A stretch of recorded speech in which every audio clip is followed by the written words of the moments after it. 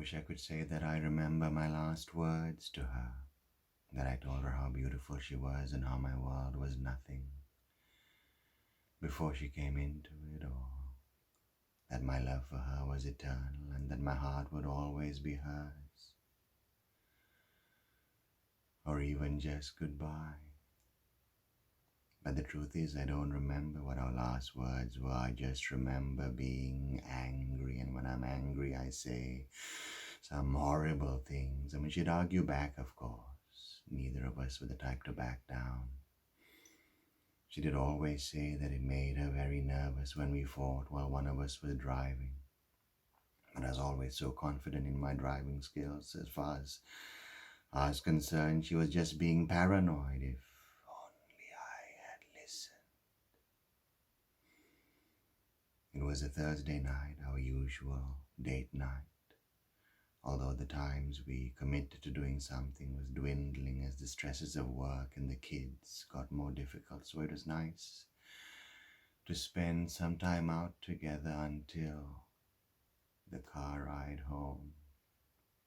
I'd only had 2 drinks over the whole night, so I knew I was legally able to drive. However, we did get into a fight. I don't even remember what it was about. Something ridiculously irrelevant. I wish I could say it was a rare occurrence, but the truth is there's something about alcohol that changes me. I don't even have to be drunk and I turn into someone else. My patience shorter. I get agitated very easily and I'm often mean. My father had the same problem, but worse. Whenever he would touch alcohol, there would be no question we'd be in for a long night and the occasional bruised eye. Because of this, I never thought much of my dad. So when he came to me years after I moved out and begged for forgiveness, saying that it wasn't who he was and that he never meant what he did, all I did was judge him. Yet here I am, more like him than I could have ever imagined, searching for forgiveness and redemption I know I do not deserve. It was raining that night and Rachel kept telling me to watch the road, but I angrily told her not to tell me how to drive. We came up to a roundabout. The road was slick. Not that that's an excuse. I simply wasn't paying enough attention. I lost control of the wheel. After that, everything went blank. I woke up to bright flashing lights and the heart-wrenching cries and screams of a very young child. My car had hydroplaned and smashed into another car, sending it rolling and landing upside down. The other car had a single mother and her 2 young children in it. The mother died instantly and the oldest child passed away 5 minutes after the paramedics arrived.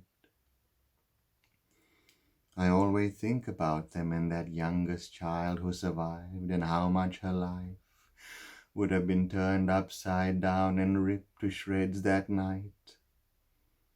The thought of it eats away at me every day. I just want to push it all down in hopes that I may find a moment here or there where I forget to think about it. In fact, I'm such a coward that I couldn't even bring myself to ask what their names were.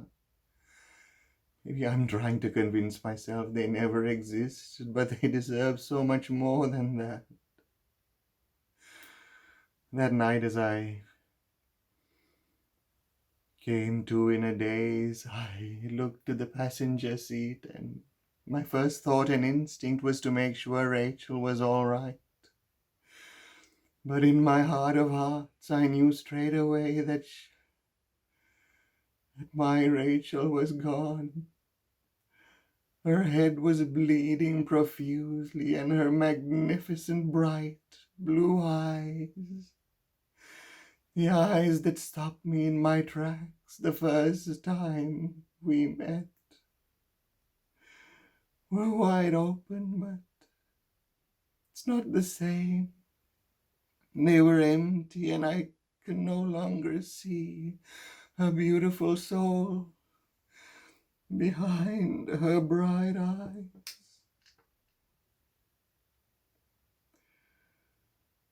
Bright eyes, burning like fire. Bright eyes,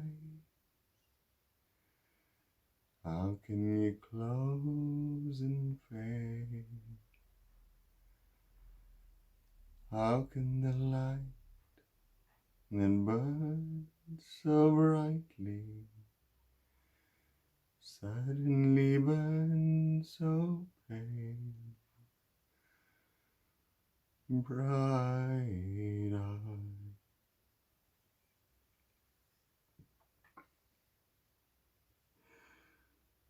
Still, for some reason, though I called out to her, "Wake up, wake up," I kept saying so desperately as I wept. The strange thing, though, is that I'm still not sure if I was begging her to wake up or if I was urging myself to wake up in hopes that it was some horrific nightmare I was trapped in, but I never woke up, and neither did she.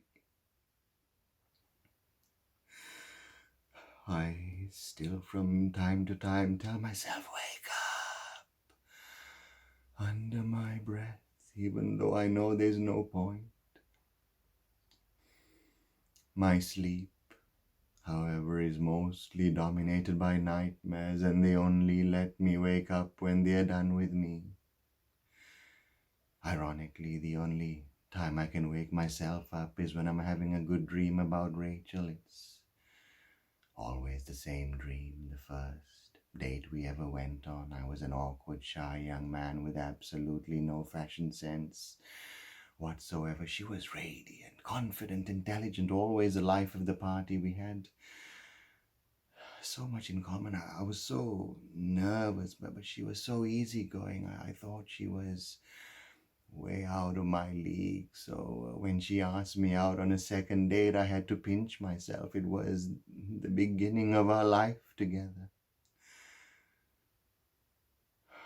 Now with that one pinch, I'm swiftly thrown back into reality, a reality without Rachel, and a reality where my children have no mother and the shell of a father. Because I only had 2 drinks, the blood work came back negative for the driving under the influence charge, and the accident was ruled just that, a tragic accident caused by the bad condition of the road and the rain. I tried to tell myself this was indeed what happened, that the police know exactly what they're doing, so if they say that's the cause, then that's the cause. However, I can't help but be plagued by guilt and the thought that maybe if I hadn't had that first drink, then I wouldn't have had that second, and maybe I wouldn't have gotten so angry about whatever we were fighting over, and I could have been more attentive to the road, and none of this would have happened. Life wouldn't always be a dream, but at least Rachel would be in it.